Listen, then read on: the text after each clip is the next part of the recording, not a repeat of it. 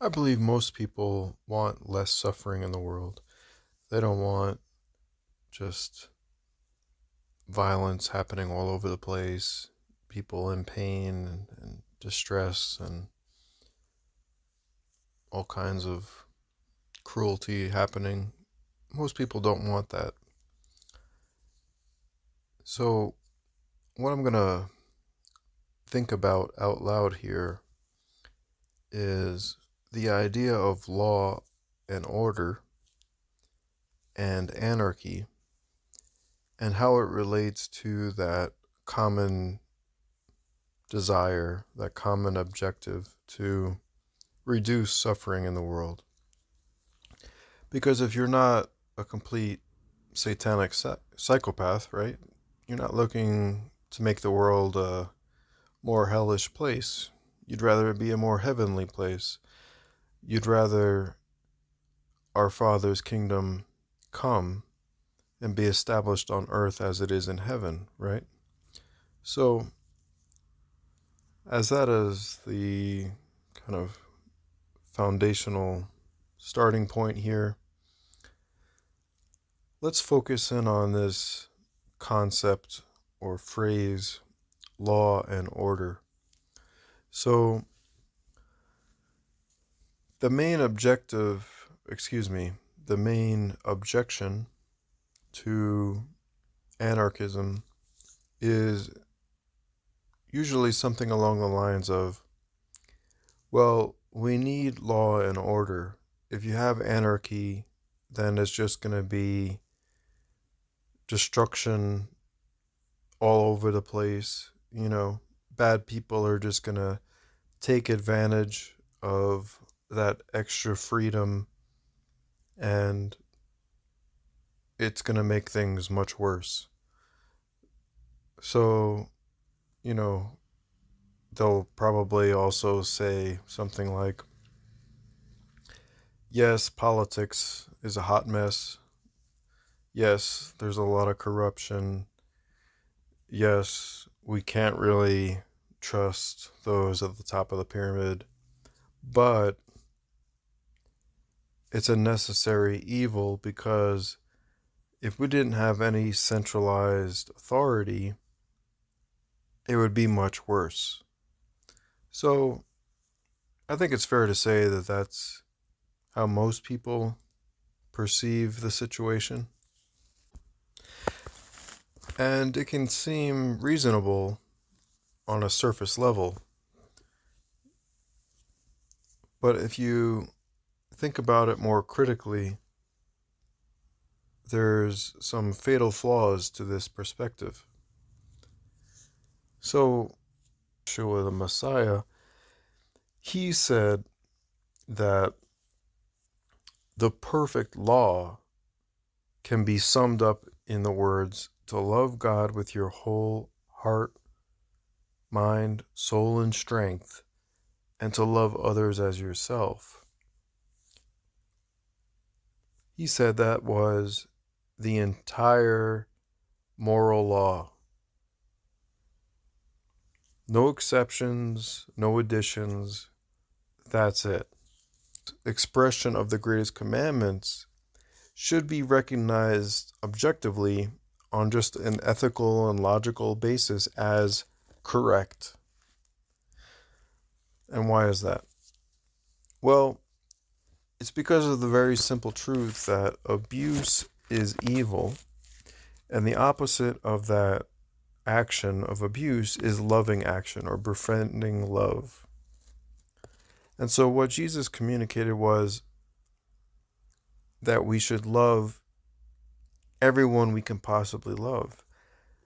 And in fundamental terms, there's only three actors or three people, to use kind of just like fundamental language here. Translate this more perfectly as you may, intelligent people out there. Who can we love or who can we abuse in this reality? Well, other people and animals, right? Sentient beings, that's one category for sure. Otherwise, known as others. You yourself exist as an actor or being in this reality. So yourself. And then there's divinity, i.e. God. So the perfect moral law is to love comprehensively. And that's exactly what Jesus taught, which is to love God, others, and yourself. And therefore, violation of that law is to do the opposite of that law, which is abuse. So again, demystifying the law side of a law and order is translating in your mind that the law is simply and perfectly that no abuse is acceptable. And the order side is that we need to enforce that law against abuse. But in order to do so, it necessarily has to be enforced in a non-abusive way. And the only way to do that is for it to be proportional, otherwise known as an eye for an eye, a tooth for a tooth. So most Christians have been deceived into believing that Jesus said that Jesus spoke against this idea of proportional justice. That he said, instead of an eye for an eye and a tooth for a tooth, I say to you, if someone slaps you on one cheek, turn the other to them. So this is a purposeful mistranslation of what he said. He actually said, if someone strikes you on the jaw, otherwise known or translated as cheek,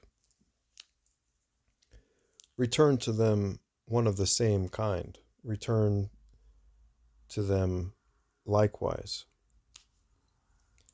That's the correct translation of what he said. The original, Aramaic, Greek,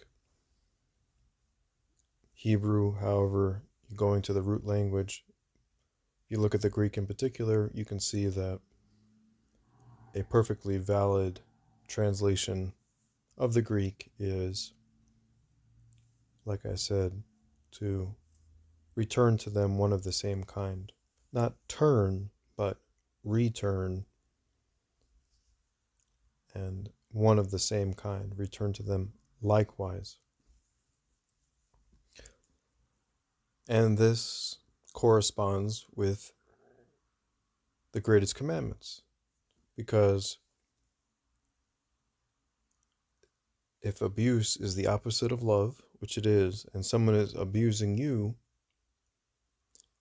the way you actually express love for yourself in that scenario is through defensive force. That is proportional to the violence that was committed against you. In other words, return to them one of the same kind, likewise, exactly as the Messiah said. He really is the master teacher. It's just amazing to me that even among Christians, they don't really get it.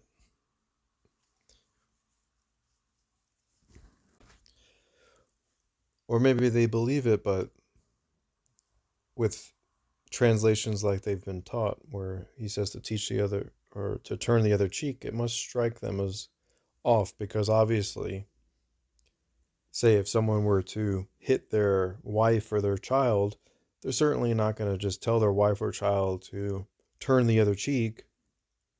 Instead, if they have a good head on their shoulders, if they're loving towards their wife and child, they're going to use defensive force. They're going to use layman terms, kick the shit out of whoever just committed violence against their wife or child. And that's the correct response. That's the loving response. It's not against what Jesus taught. It's actually exactly what Jesus taught us to do. But the establishment church is basically a corrupted church. Been turned into a farce. It's been turned into a false religion that goes against what Jesus said. And one of the main ways they've accomplished that, propagated that, is by mistranslating or, misquoting him, so that they're telling you he said the opposite of what he actually said. He didn't say turn the other cheek. He said return to them one and the same likewise, right? So the church is telling you, he said just be this pacifist little bitch that accepts abuse and lets other people abuse your family members and friends and family and neighbors, when that's not at all what he taught. And if you're familiar with the book of Revelation,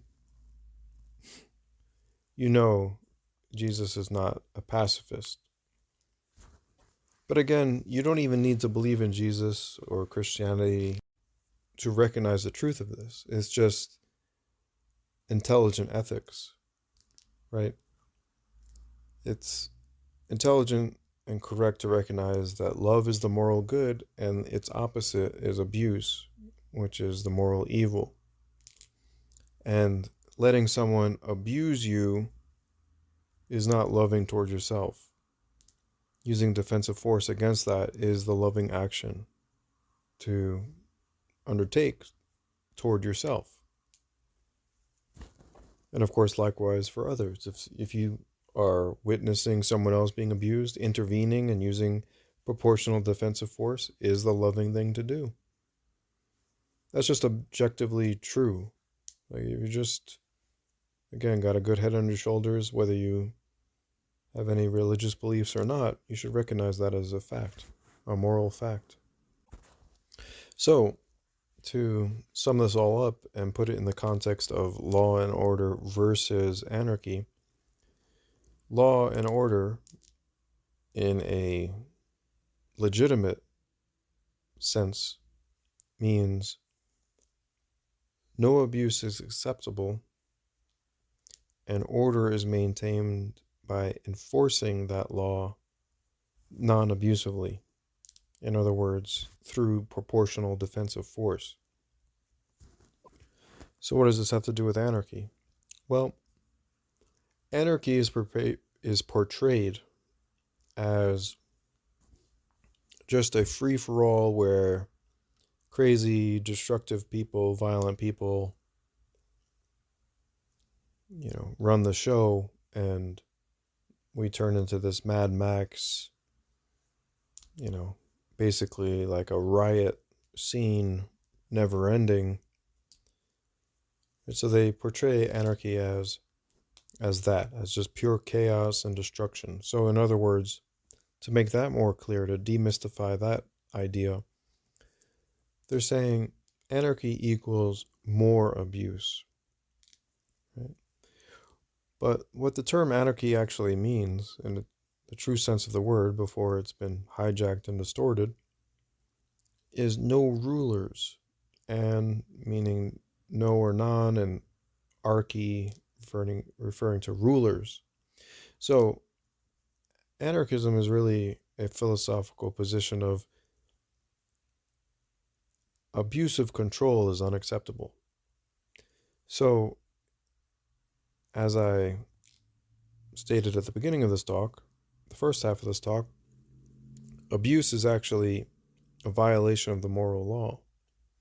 So people, the state and all of its agents will want you to believe that anarchism is actually lawlessness and that politics is the enforcement of law. But the truth is the opposite. Politics actually is lawlessness, and anarchy is a position in favor of the law. That is, in favor of the non-abuse principle, because it's saying no one has the right to commit abuse against others. Abuse of control is wrong. Government is based on the abuse of taxation which is just a form of extortion, which is understood on a person-to-person, neighbor-to-neighbor level to be clearly a form of abuse. And of course, they commit many other abuses on top of that, like privacy invasion, like medical tyranny, like disarming nonviolent people, on and on and on. They are actually practicing lawlessness, but telling you that they are, in fact, exercising law and order. But in the true sense of the words, in the true sense of the phrase law and order, they are doing neither. They're violating the law against abuse, and they're not enforcing that law, because all they're doing is one act of abuse on top of another. Of course, there may be instances where they actually execute proportional justice, where, say someone commits an act of abuse and they happen to respond with defensive force in a perfectly proportional way. That has happened, probably. I can't think of a particular instance where it's been perfect like that, but I'm sure it's happened. And it's certainly possible that it can happen. But that doesn't justify their entire modus operandi, their entire existence, which is based on the abuses that I previously mentioned. So, like I stated in a recent previous talk about the establishment church actually pushing a 180-degree turn away from the teachings of Jesus and saying that it's the true gospel, we likewise have politicians telling us that they're promoting and enforcing, supporting law and order, when they're doing the exact opposite. They're violating the law. Their very existence violates the law.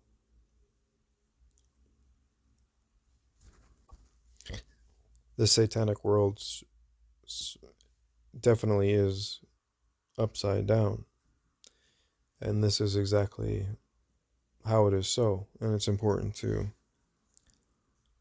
demystify and clarify these details. Otherwise, the satanic inversion just keeps operating. All right, thank you for listening.